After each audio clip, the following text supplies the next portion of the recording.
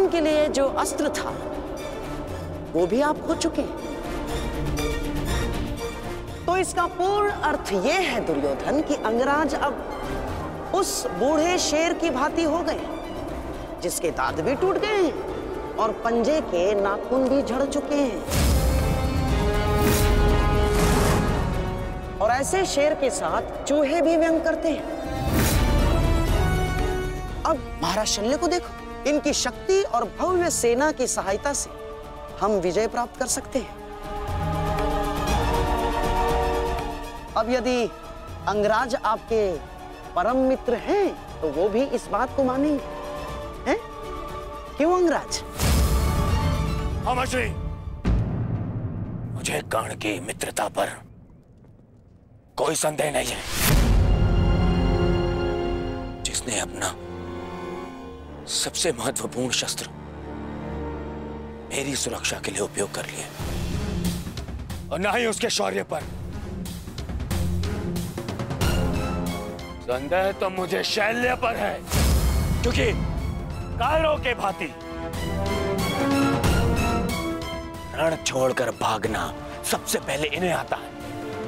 एक नहीं, दो बार अवसर मिला इन्हें, पर इन्होंने क्या किया? रण छोड़कर भाग गए, एक ऐसे चूहे की तरह जो केवल शेर की दहाड़ सुनकर ही भाग जाता है। भाग जाता है। इस चूहे को मैं ना तो अपनी सेना का सेनापति बनाऊं और ना ही अपनी दासियों का पति। मूर्ख हो मूर्ख, तुम दोनों मूर्ख हो। एक मूर्ख का सम्राट और एक मूर्ख का सेनापति। तुम दोनों मूर्खों को लगता है पांडवों पे विजय पाओगे? बस मद्रराज,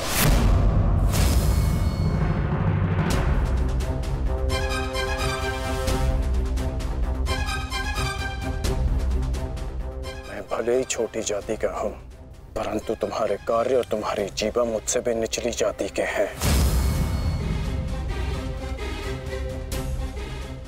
तुम्हें मेरे माता पिता का ऋणी होना चाहिए कि उन्होंने मुझे अच्छे संस्कार दिए, नहीं तो अभी तक तुम्हारी जीवा मेरे पैरों के नीचे होती।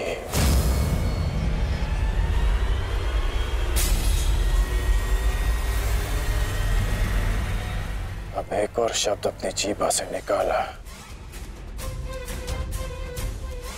तो मैं अपने सारे संस्कार भूल जाऊंगा और ये भी भूल जाऊंगा कि हम दोनों एक ही पक्ष में हैं।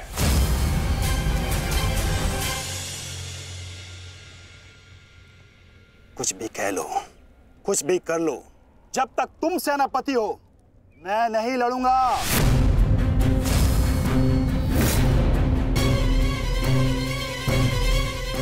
कायर, एक पीठ दिखाकर भाग रहा है। भूल गया अपने वचन, अपने प्राण कि भेज दूं तुम्हारे राज्य में यह संदेश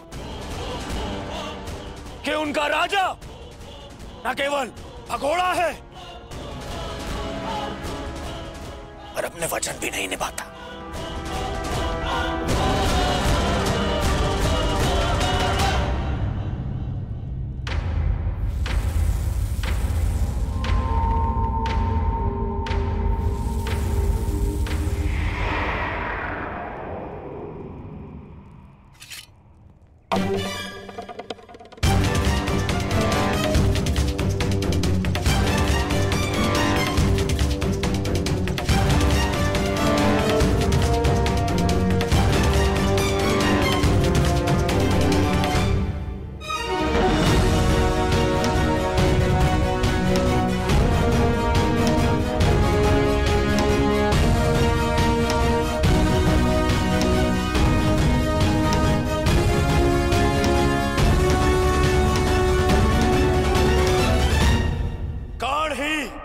सेना का नेतृत्व करेगा।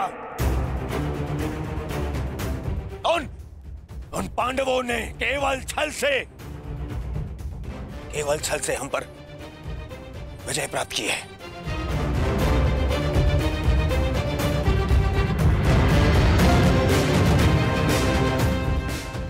मेरा कवच है, मेरा विश्वास है।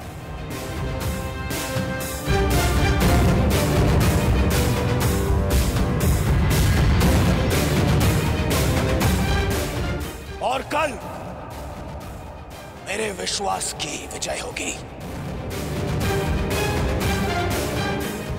मेरे सामर्थ्य की विजय होगी और मेरे शत्रु के छल की पराजय।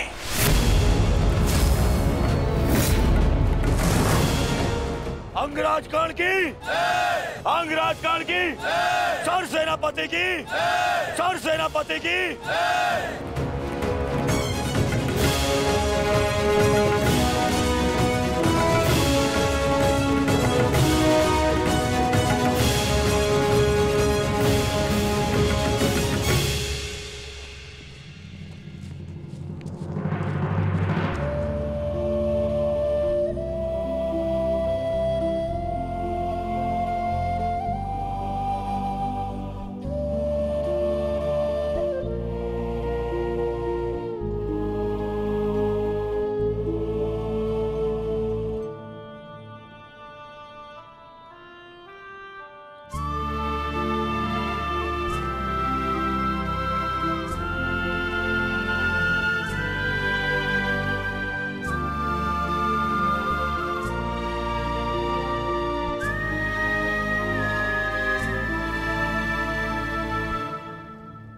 कर्ण, तो तुम नहीं जा रहे हो?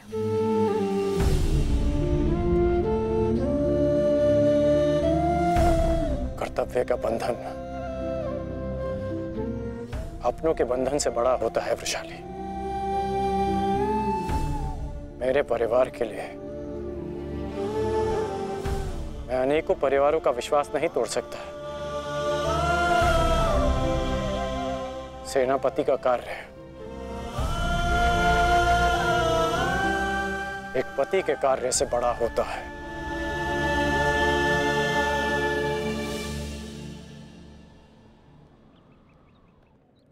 दुर्योधन को, इस सेना को मेरी आवश्यकता है। मैं अपने कर्तव्य से पीछे नहीं हट सकता।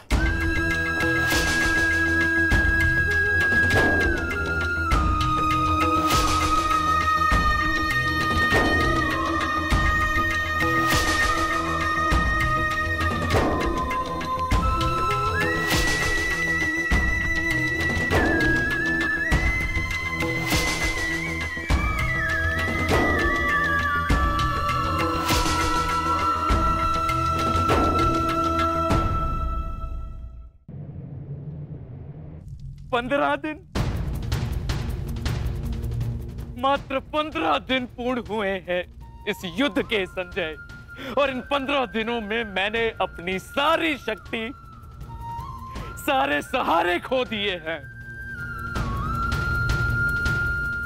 ताचरी शरशैया पर आचार्य द्रोण की निर्दयता से हत्या कर दी गई और मैंने अपने 90 पुत्रों को खोया है। अब और क्या खोना शेष है? क्या मैं अपने 10 पुत्रों को भी खो दूंगा? जब मेरा कुरुवंश ही समाप्त हो जाएगा, जब मेरा पिंड दान करने के लिए कोई नहीं रहेगा, तो क्या लाभ ऐसे विजय का और क्या हानि ऐसे पराजय से? ये कैसा अकाल आया है संजय, जिसने मेरे कुरुवंश के वृक्ष की सारी शाखाओं को सुखा कर रख दिया। किस काम की? इस प्रकार से अपनी आशा को मत खोइए महाराज। युद्ध अभी शेष है और अंगराज कर्ण ने आज ही सेनापति का पद संभाला है महाराज। वो अपने वचन को अवश्य ही पूर्ण करेंगे और जब तक अंगराज कर्ण जीवित है महाराज, तब तक कुरुवंश के वृक्ष को कोई नहीं सुखा सकता महाराज। में ही मुझे वो आशा की किरण नजर आती है। गांधारी, गांधारी कहाँ है? वो जा चुकी है महाराज। जा चुकी? परंतु कहाँ?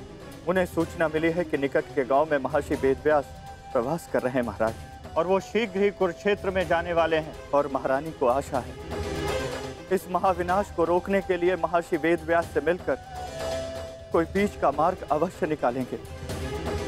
जिस प्रकार से आपके पुत्रों के जन्म के समय महर्षि वेदव्यास ने विशेष सहायता की है, उसी प्रकार से आपके पुत्रों के जीवन के रक्षण के लिए सहायता अवश्य करेंगे महाराज। मूर्खता है ये, मूर्ख है महारानी। संजय, शीघ्र ही कुछ सैनिकों को भेजो और महारानी को लौट आने को कहो। जी महाराज। भेजो।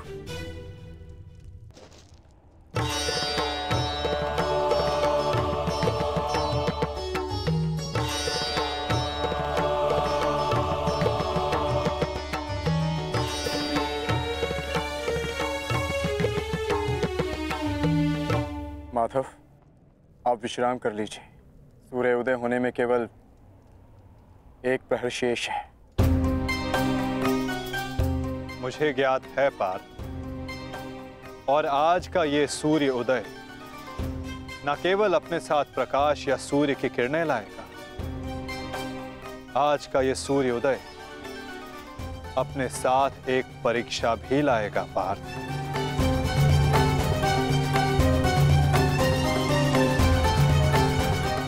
और उस परीक्षा के लिए सज्ज होना। आपका तात्पर्य?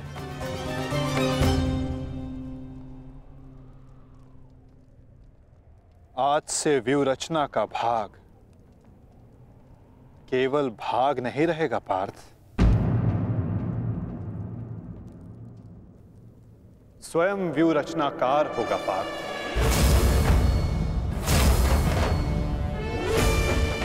केवल आक्रमण की घोषणा होने पर वो युद्ध भूमि में आगे नहीं बढ़ेगा।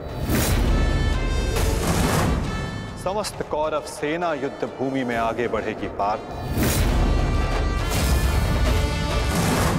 अब अंगराज कर्ण आज्ञा लेंगे नहीं, वो आज्ञा देंगे पार्थ।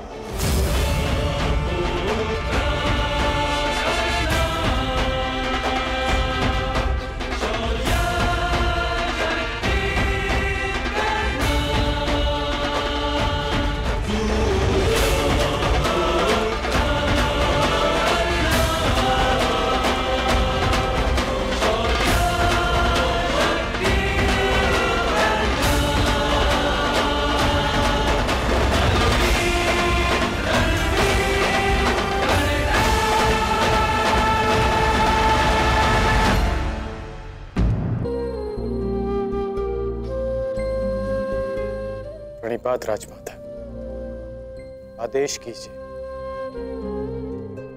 कि ये राधे आपकी कैसे सहायता कर सकता है। अब तुम केवल राधे नहीं, कौरव सेना के सरसेनापति भी हो। तुम्हारा वचन सुनिश्चित कराने आई हूं कि सेनापति के मुकुट के भार के नीचे कहीं वो वचन न दब जाए जो राधे ने दिया था। मैं वचन देता हूं कि अर्जुन के अतिरिक्त आपके किसी पुत्र का वध नहीं करूंगा मैं। तो क्या जन्मदात्री को संदेह है कि कर्ण अपना वचन निभाएगा या नहीं? मुझे उस वचन की पूर्ति पर कोई संदेह नहीं है जो तुमने मुझे दिया है। मैं वो वचन स्मरण कराने आई हूं जो वचन तुमने अपनी पत्नी सुप्रिया को दिया था। एक पति ने अपनी पत्नी को दिया था कि आवश्यकता के समय पर वो हर समय उसके पास उपस्थित रहेगा। सुप्रिया को तुम्हारी आवश्यकता है कर्ण। जानता हूं राजमाता, किंतु मैं नहीं जा सकता।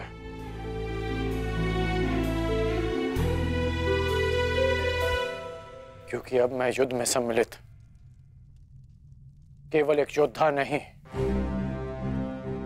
अब मैं कौरव सेना का सरसेनापति हूं। अब युद्ध समाप्त होने से पूर्व मैं केवल यमलोक जा सकता हूं। मैं जानती हूँ कि तुम नहीं जा सकते, परंतु वो तो यहाँ आ सकती है ना। चलो मेरे साथ।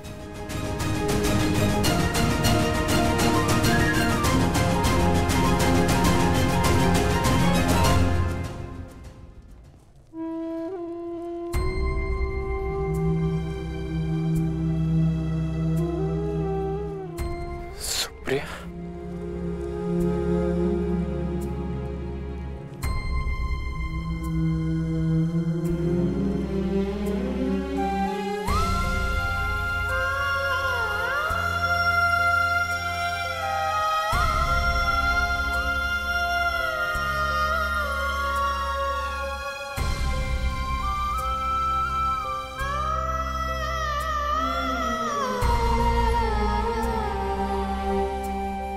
प्रणिपात आर्या। तुम अस्वस्थ हो सुप्रिया, फिर इतनी लंबी यात्रा क्यों की? पत्नी अगर पति के पास पहुंच जाए तो आधा रोग अपने आप चला जाता है। हेश, नकुल और सहदेव संभाल लेंगे। उपचार के लिए इन्होंने संदेश भिजवा दिया है। उपचार की आवश्यकता नहीं है राजमाता।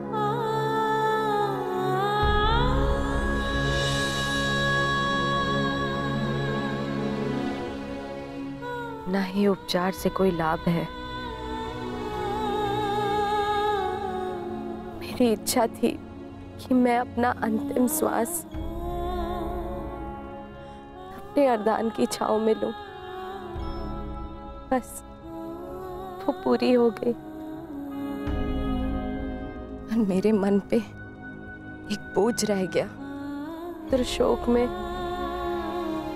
मैं अपने पत्नी होने का कर्तव्य नहीं निभा सकी, आपसे रुष्ट होकर चली गई। मुझे क्षमा कर दीजिए आर्य।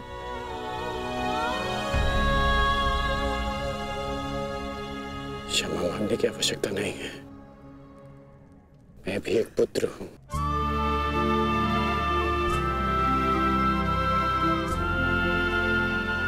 माता की वेदना समझता हूं।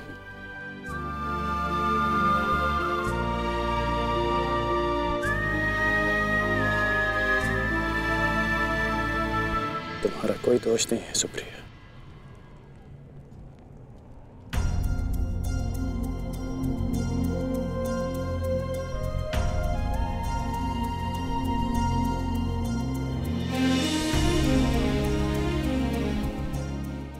क्या कर रही हो सुप्रिया? महारानी हो तुम अंग की। धन्यवाद उस देवी का जिसके बलिदान से मेरे जीवन का निर्माण हुआ। मुझे ज्ञात है रुशाली, आर्यकर्ण ने एक अपहरित कन्या से विवाह किया। उसके पीछे का कारण सिर्फ तुम थी। तुम दान देने के लिए वचनबद्ध होकर, सूर्य को साक्षी रखकर वचन दोकर कि तुम सुप्रिया से विवाह करोगे। दान दो अंगराज। ये सूत पुत्र राधेकर्ण वचन देता है कि मैं सुप्रिया से विवाह करूंगा।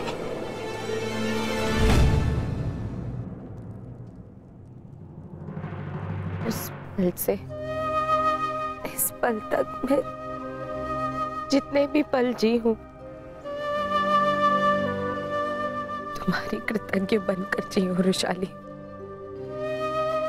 कदाचित मैंने अपने पुत्र रुसेन का नाम भी तुम्हारे नाम पर रखा। सुप्रिया, सुप्रिया आप कुछ मत कहो, बोलने से कष्ट होगा। नहीं आर्य, मेरे सारे कष्ट तो इस देवी ने हर लिए। स्वयं कांटे सहज कर मुझे पुष्पी शैया दी है रुशाली ने।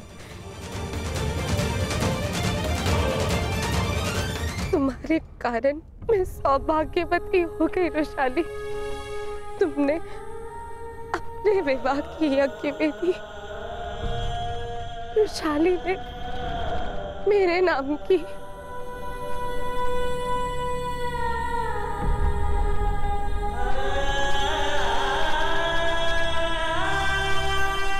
आप अपने वचन के लिए जाने जाते हैं ना आर्य।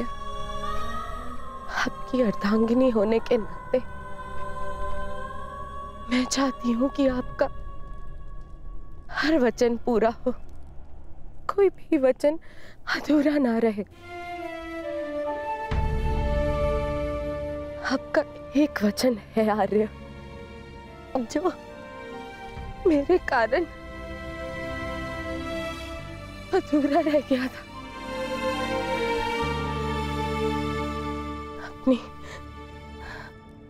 अपनी अर्धांगिनी अंतिम इच्छा पूर्ण कीजिए आर्य, ताकि मैं इस संसार से इस संतोष के साथ जा सकूं।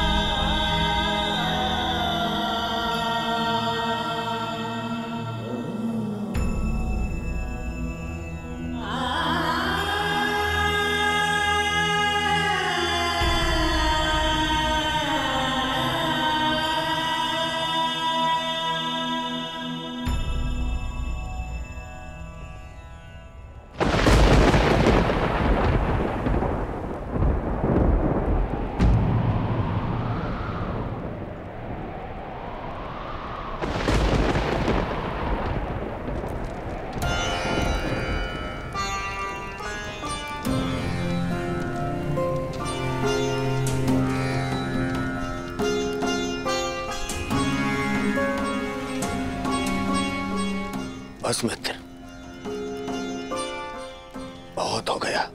बहुत हो गया मित्र। अब सीमा समाप्त हो गई।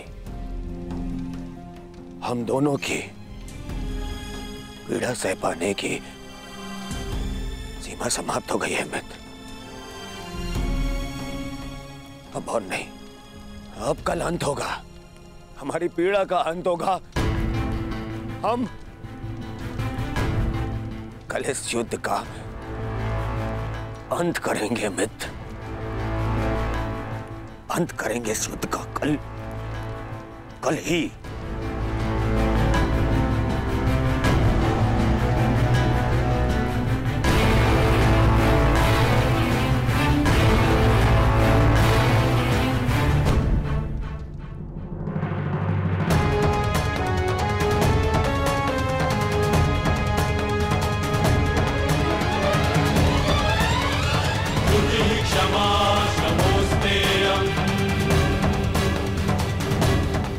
यशस्वी भव।